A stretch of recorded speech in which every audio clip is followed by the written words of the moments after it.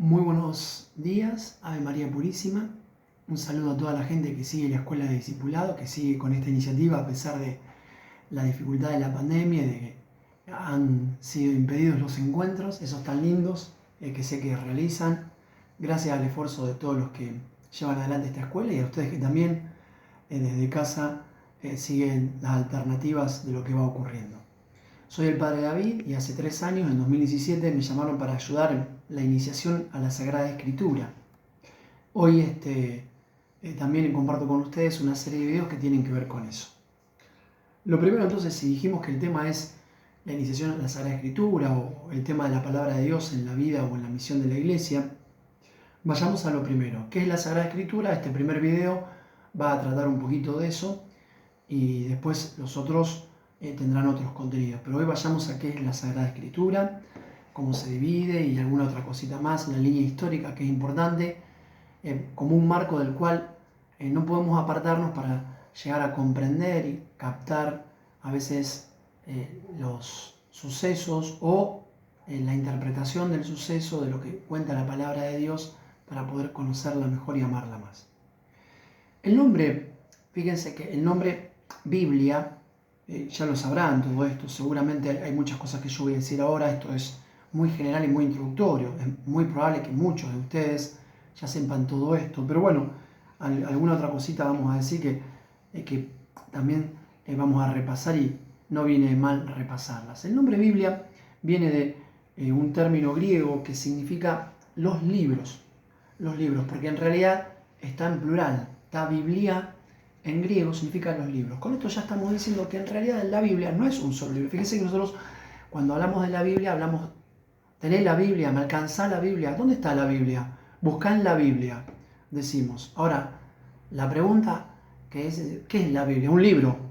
Para el común general de la gente, la Biblia es un libro y así está editada. Pero en realidad, la Biblia son los libros de la historia de la salvación y de la historia del pueblo de Dios en el Antiguo Testamento, llamado Israel, y el Nuevo Testamento va a recibir otro nombre, el nombre de Iglesia o cristianismo. Esto es muy importante tenerlo en cuenta, sobre todo porque no está mal decir que es un libro, pero para nosotros la Biblia es la palabra. El catecismo da una definición, la pueden buscar, está al principio, apenas comienza en la primera parte.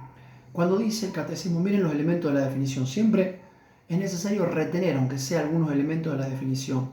Algunas cosas de memoria siempre es bueno y oportuno mantenerlas, porque después podemos explicar mejor algo más y desarrollar una idea a partir de una definición que sepamos de memoria. Es la palabra de Dios puesta por escrita bajo la inspiración del Espíritu Santo. Fíjense que si la Biblia o la Sagrada Escritura, fíjense los nombres, ¿no? Biblia, Sagrada Escritura, Sagradas Escrituras, todo eso. La Escritura son 4 términos que definen lo mismo. Ahora, si el catecismo dice que la Biblia es la palabra de Dios escrita, lo primero y fundamental es que la Biblia es la palabra de Dios, que contiene la palabra de Dios. Entonces, ya acá hay mucho para desarrollar. Es un Dios que habla, ¿y a quién le habla? Al hombre. Es un Dios que toma la iniciativa y que espera del hombre ¿qué cosa? La respuesta.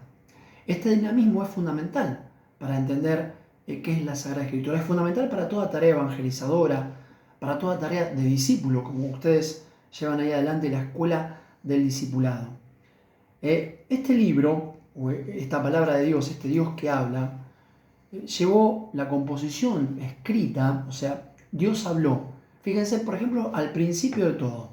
Hablemos de 1400 años antes de que Jesús naciera, hasta que se pusieron por escrito los primeros textos bíblicos, que fue más o menos hacia el 1000, el pueblo de Israel ya estaba conformado, pero fueron 400 años, más o menos, por decir una generalidad, en que no había una palabra escrita. De hecho, la escritura al principio, en esa época, era muy difícil de lograr, era en piedra, en tablas de piedra. Después, mucho tiempo después, llegaron los pergaminos, los papiros, los manuscritos, pero mucho tiempo después. Eran, evidentemente, escrituras muy incipientes. Entonces, ¿dónde residía la palabra de Dios? En las tradiciones orales. O sea, el pueblo iba pasándose por generaciones todo lo que Dios había hablado, los antepasados, lo que había hecho. Esta gran división que aparece constantemente en la Biblia. Los hechos, las obras y las palabras. Piensen, por ejemplo, en aquellos de los discípulos de Maús que van bajando de Jerusalén a Maús, se acerca a Jesús, no lo reconocen y dice, Él fue un profeta poderoso, tanto en obras como en palabras. Obras y palabras, todo el tiempo, ¿no? Obras y palabras, las obras de Dios y las palabras de Dios. Eso tiene la Biblia, las obras de Dios y las palabras de Dios en la vida de un pueblo que responde, que recibe, que interpreta esa palabra y que la pone en práctica. Entonces, la riqueza de la Biblia es muy grande. ¿Por qué? Porque los primeros textos que se ponen escritos son de esas tradiciones orales que se van empezando a poner por escrito, pero a medida que va pasando el tiempo se van enriqueciendo, se van agregando nuevas tradiciones, se van conformando nuevos libros, nuevos códices, nuevos rollos, los rollos de los libros de la ley, de la Torá, de los profetas, de los demás escritos. Y así se va dando unidad a un cuerpo que después va a tomar el nombre de la Sagrada Escritura o directamente la Escritura. Entonces, es muy difícil a veces determinar dividir, definir dónde va cada cosa, dónde va cada lugar. Alguien dijo que la Biblia es como un gran arcón, un gran baúl familiar, donde hay fotos, recuerdos, documentos, donde hay cartas. Entonces, ¿cómo ordenarla? Bueno, la manera que tenemos para ordenarla es la manera temática y la manera por orden de aparición. Son dos grandes criterios de división, o por tema o por orden de aparición. En este momento en la Sagrada Escritura, la división que más siguen los estudiosos, las ediciones bíblicas que ustedes tienen, cada uno en su casa, es la división por orden de aparición. Por eso los 5 primeros libros son llamados los del Pentateuco, la ley. También no olvidemos que en el judaísmo, la parte del Antiguo Testamento, gran parte del Antiguo Testamento, salvo algunos libros, son iguales. O sea, el judaísmo lee exactamente los mismos libros que nosotros, en su gran mayoría del Antiguo Testamento, salvo unos 7 libros. Y nosotros sí, los cristianos, los católicos, agregamos los del Nuevo Testamento. Pero fíjense que el patrimonio común del Antiguo Testamento es casi igual. O sea que la Sagrada Escritura, la Escritura es lo mismo para judíos que para cristianos. Ahora, después, obviamente, nosotros con el Nuevo Testamento reconocemos en Cristo, el Hijo de Dios, la plenitud de la palabra de Dios. Cristo Él es la palabra de Dios, que ahora no la encontramos escrita en un papel, en una hoja, en un pergamino, en un manuscrito, sino que lo encontramos vivo como alguien que habla en nombre de Dios y que espera nuestra respuesta. Lo segundo que también tenemos que decir es que esta historia de redacción alcanza 1100 años y los primeros textos se empiezan a escribir más o menos en el 1000 a.C. y los últimos textos del Nuevo Testamento se escriben al final del siglo I, o sea, el año 90-100 de nuestra era. Estamos en un periodo de composición que alcanza 1100 años. Imagínense, es una obra literaria tan maravillosa la Biblia, que es la que más se ha editado, luego de la invención de la imprenta, la que más veces se ha traducido, la que se ha traducido a más idiomas, es el libro más reproducido, es el libro que ha tenido mayor tiempo en su composición, 1100 años, para componer este cuerpo de libros o esta biblioteca. Entonces, todo esto hace de la Biblia un libro absolutamente y excesivamente único. Después de todo esto, vayamos solamente a alguna cosita más. Es importante tener en cuenta en su interpretación no solo lo que dice, sino el sentido de lo que dice. ¿Por qué? Porque la Biblia es un libro que, sobre todo con la historia del pueblo de Israel, marca cómo en ese pueblo nace la fe en ese Dios que se convierte en el Salvador del pueblo a partir de la gesta de Egipto. Pero a partir de allí, el pueblo comienza constantemente a reinterpretar su historia y a darse cuenta y a meditar en su historia, que es el mismo Dios el que no solamente intervino en un suceso, sino también que da sentido con su palabra a ese suceso. Saca de Egipto, muy bien. ¿Cuál es la interpretación? Soy el Salvador. Tú eres mi pueblo, yo seré tu Dios. Entonces, eso es más importante que salir de Egipto. Que Dios sea el Dios de ese pueblo.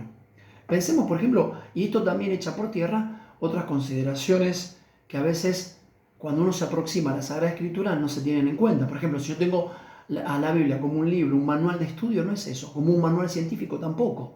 Como un manual histórico tampoco. Pero ¿cómo? ¿No tiene historia la Sagrada Escritura? Sí, tiene elementos históricos, obviamente, porque tienen que ver con la historia de un pueblo. Pero los criterios de historia no son tan iguales a los de hoy día. Pero bueno, vayamos, por ejemplo, no sé, vayamos a la gesta del Éxodo. Nunca los historiadores y los eruditos bíblicos dicen que nunca vamos a saber bien qué pasó en el Éxodo, porque hay distintas tradiciones, incluso en los mismos libros de la Sagrada Escritura. Uno dice que Dios hizo una gesta enorme, bajó del cielo, abrió el mar rojo y fue impresionante el milagro y la gesta. Y otros dicen que los hebreos iban atravesando un mar que se llamaba de las Cañas y el agua no llegaba ni a los tobillos, por decir una, para que se entienda. Entonces, ¿cuál de las dos es cierta? No es tan importante qué fue lo que pasó y cuál fue el suceso, sino cuál fue la interpretación de ese suceso, el sentido de ese suceso que a la luz del Espíritu Santo el pueblo fue dando y fue poniendo por escrito. Miren, por ejemplo, el maná. El maná en Éxodo 16 se dice que es un alimento maravilloso que cae del cielo, que el sábado no cae porque el sábado es el día del descanso, pero que cada familia recoge el maná y junta lo necesario hasta tal punto que cuando lo comen cada uno come lo que sacia y no sobra nada. Es tan maravilloso que sabe a pan de ángeles. Pero en Números capítulo 11, cuando se habla del maná, se dice otra cosa distinta, que el maná, el pueblo estaba cansado del maná, que daba mucho trabajo molerlo, mucho trabajo cocerlo, y que ya estaban muy cansados y agobiados y no veían más que el maná. ¿Qué es el maná? ¿Un alimento maravilloso, estupendo, divino, bajado del cielo o algo trabajoso, arduo, que requiere mucho esfuerzo? Bueno, ahí está. Las dos cosas son verdaderas y hay que interpretarlas según el sentido. Después de decir todo esto, simplemente recordemos que los grandes ejes, sobre todo del Antiguo Testamento, tienen que ver con la ley, el Pentateuco, los primeros 5 libros, los libros históricos de la historia del pueblo, los libros proféticos y los sapienciales o los demás escritos que se agregan a ellos como la gran división del Antiguo Testamento. En el próximo video volveremos sobre el Nuevo Testamento y alguna otra aproximación más antes de delimitar algún otro tema. Muchas gracias.